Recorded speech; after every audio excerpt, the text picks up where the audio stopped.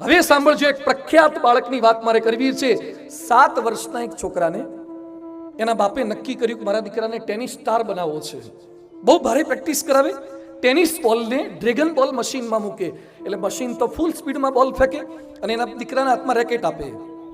110 માઇલની ઝડપે બોલ ફેંકાય અને દીકરાને કીધું કે 110 માઇલની ઝડપે બોલ આવશે, એને તારે રેકેટ પર પકડવાનો છે અને સામે શોટ મારવાનો છે। દિવસમાં આવા 2500 બોલની પ્રેક્ટિસ કરાવે। 22 વર્ષ સુધી આવી પ્રેક્ટિસ કરનાર 8 વાર ગ્રાન્ડ સ્લેમ વિજેતા બન્યો। 1996માં ઓલિમ્પિક ગોલ્ડ મેડલ વિજેતા બન્યો એ દુનિયાનો વિખ્યાત ટેનિસ સ્ટાર આંદ્રે અગાસી, જેને એના બાપે તાલીમ આપી, ટેનિસની તાલીમ આપી। આંદ્રે અગાસી જિંદગીમાં 870 મેચ જીત્યો છે। એક વર્ષમાં $31 મિલિયન ગેમમાંથી અને જાહેરાતમાંથી $25 મિલિયન કમાતો।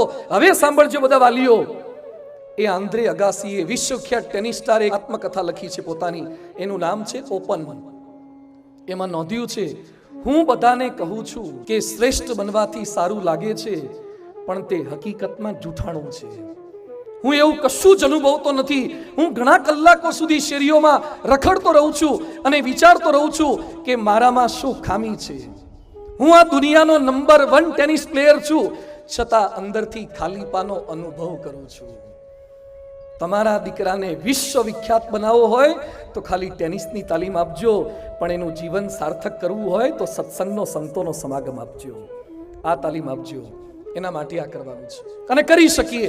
મંડન મિશ્રના ઘર માટે કહેવાતું સ્વતઃ પ્રમાણમ પરતઃ પ્રમાણમની વાતો જ્યાં પોપટ અને મેના કરતા હોય, એમ મંડન મિશ્રનું ઘર હોય, એમ અહીંયા બેઠેલા વાલીઓને મારી વિનંતી છે, તમે તમારું ઘર કયું છે શું બોલી શકો?